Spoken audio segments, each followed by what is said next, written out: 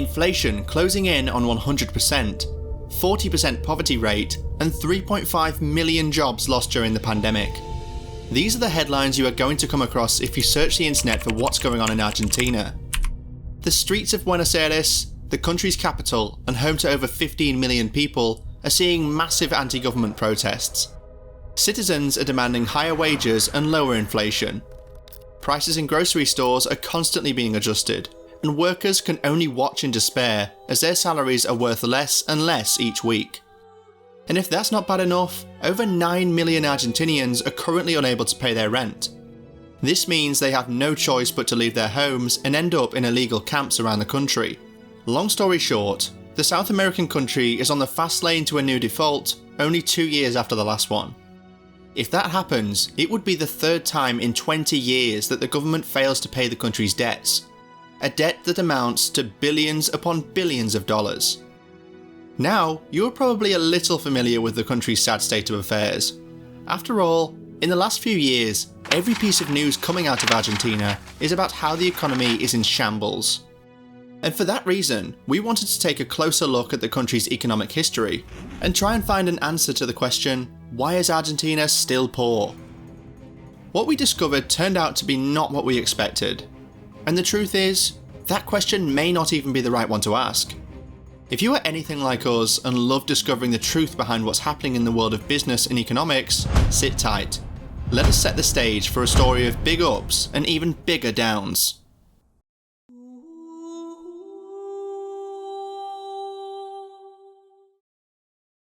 Let me paint a different picture from what we've been talking about so far. Argentina is the third biggest country in Latin America, behind Brazil and Mexico. It's one of the most biodiverse countries in the world. Let me try to entice you to a vacation over there. The country is globally known for its 5,000 kilometers of coastline, with beautiful white sand beaches, breathtaking lakes, rivers and streams. During the winter, you can even pay a visit to ski resorts in the southernmost tip of the American continent. Sounds like a good place to be, right? Add to that the fact that the country has huge potential for agriculture due to immense areas of some of the most fertile lands in the world. All of that sounds like a recipe for success, and it most definitely is. Remember when we talked about being surprised by what we discovered while doing research for this video? Well, as it turns out, Argentina had one of the fastest growing economies in the world during the late 19th and early 20th century. Once upon a time, Argentina was richer than all European countries except for Britain. Not only that, but for decades, the South American giant was outgrowing countries like Australia and Canada. By 1913, it was the 10th wealthiest state per capita on the entire planet. Mostly due to the exploration of the Pampas, that big area of fertile land we talked about.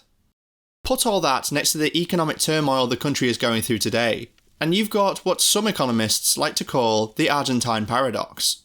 That's right, the country's economic fall from grace is so astounding that they gave it its own name. So when did things start going wrong, you might be wondering? And is there even a clear answer? We know that these things are impossible to explain with a single fact or occurrence. You'd have to look at many macro and microeconomic variables and policies just to begin scratching the surface. There is one main factor that we'll be going deeper into though, as its effects are undeniable. Political unrest.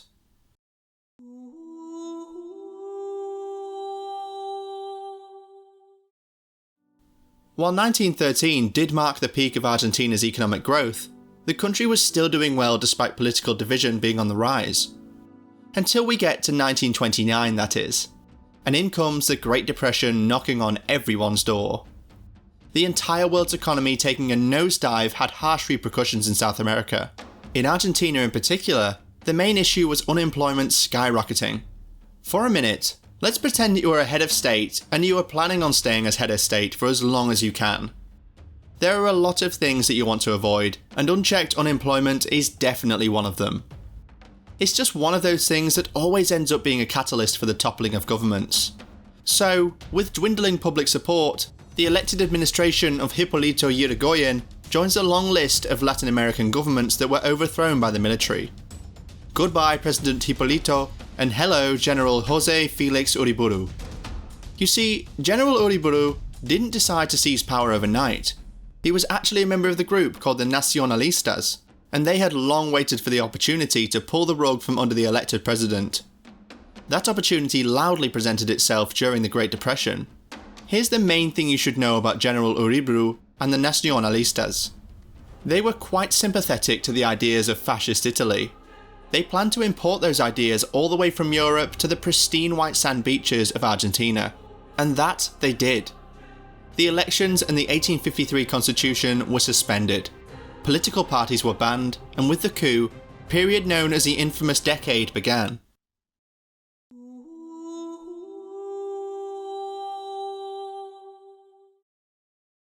So here's where we are at right now. Argentina, one of the fastest growing economies in the world, taken over by a fascist regime during the Great Depression, a regime that is now scrambling to face all the changes a world in economical ruin is going through. Rural landowners, the star players in the country's economy, were wiped out. A big chunk of the population has to make the move from rural to urban areas, especially the capital Buenos Aires. Like in most places where a rural exodus occurs, the cities weren't ready for the massive population growth. Shanty towns are created all over the outskirts of the biggest cities in the country. We've been talking a lot about history, so now let's take a look at the economic plan that the Nacionalistas put in place. Import, substitution, industrialization. Big words, but the idea wasn't new at all. It's quite a simple one.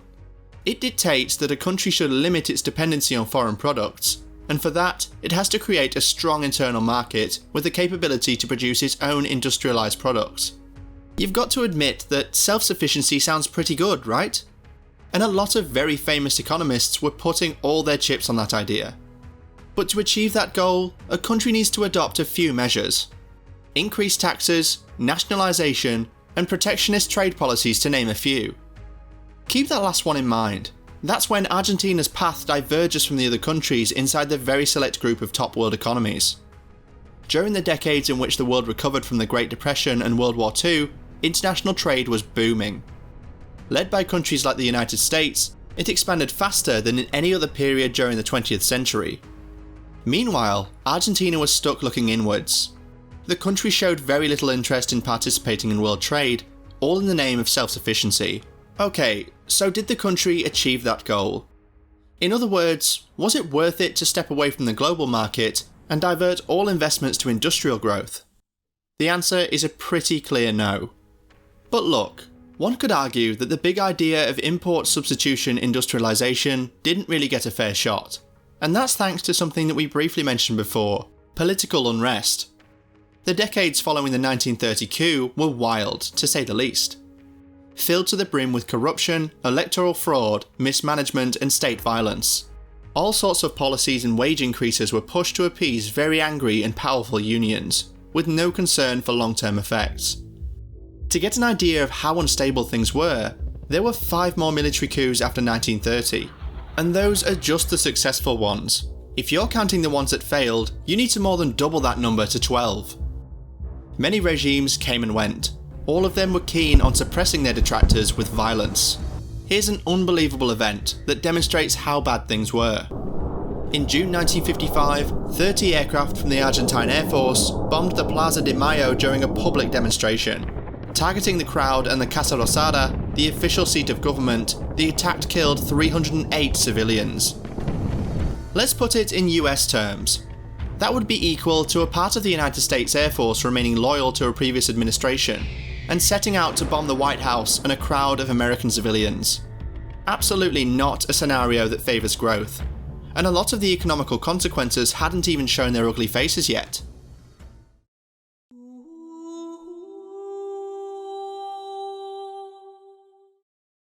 By now, Argentina is firmly out of the list of fastest growing economies.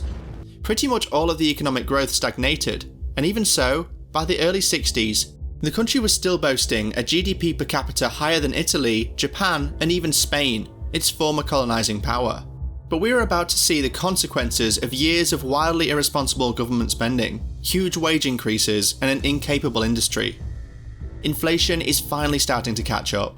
Yes, the very thing that is plaguing the country to this day. Prices are rapidly rising, everything is more expensive, savings are worth less, and to top it off, political instability and state violence are about to take a new form. We've briefly mentioned the half-dozen successful coups that took place, and while we're not going to go over all of them, we definitely need to explore what happened in the 70s in more detail. Right, so another military junta manages to seize power during the 1970s, but this time the world is in a different place. The Cold War is raging and the stakes are higher.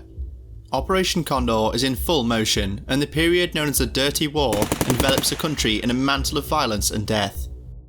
During the Dirty War, the government ramped up the suppression of dissidents. Death squads hunted down not only political opponents, but anyone whom they suspected to have a connection to left-wing groups. The number of deaths and disappearances ranges between 9 to 30,000. That margin is so wide because that's the nature of state-sponsored terrorism. The ones who are supposed to keep track of the violence had no incentive to do so because they're the ones committing it themselves. The suppression of information and brutality was so great that just last year in 2021, the government of Argentina was sending out DNA kits to try and put names on unidentified victims. The Dirty War lasted until 1983, when a democratic government was finally elected. The military had stepped aside in disgrace after losing the Falklands War.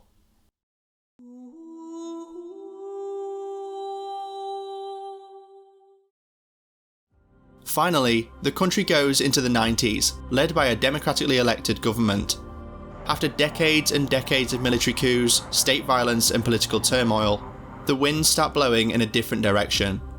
Free market reforms are rolling out, and the country begins the effort to modernise and be part of a liberal, global economy. Along with opening up for trade, the government privatises almost everything under the sun, to try and modernise the industry.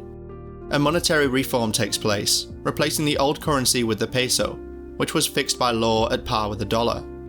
Finally, some breathing room for Argentina. For a while, inflation was tamed, the GDP grew, unemployment shrank, and deals were struck with the IMF. Unfortunately, it didn't last long. This time, a series of events around the world knocked Argentina's economy down to the canvas once again. The prices of agricultural commodities dropped hard. The dollar was appreciating, making it very expensive to keep the peso at par with it. And the other two Latin American giants, Mexico and Brazil, were struggling and sending waves across the continent. Under those circumstances, right after the turn of the century, the government defaulted on the deal it had with the IMF. Income poverty passes the 50% mark, a quarter of the population is unemployed, and the economy contracted by 20%. After the default in 2001 and a rough 2002, the country found success on the back of the price of commodities taking off and good monetary policies. This time it lasted a good few years, but as we know, things have taken a turn for the worse once again. Argentina is on the edge of defaulting for the second time in 3 years. Right, our question was, why is Argentina still poor? It turns out, a better question would be more along the lines of, how did Argentina lose its spot as one of the fastest growing economies? And the answer is, a long one. But still, all we did here was an overview of critical moments and decisions. Keep in mind that Argentina's economic journey is the subject of hundreds of serious studies and research. So many things played a part in getting the country into the situation that it's in right now. All the baggage from decades of repression and state violence, misguided and poorly executed policies, sprinkled with corruption. But this isn't the end by any means. Argentina is a beautiful country, with a rich history and tradition. And if there is one thing that Argentinians have shown throughout the years, it's the ability to persevere, fight, and bounce back from the edge. Thank you for watching. If you like this video, make sure to subscribe and turn on notifications.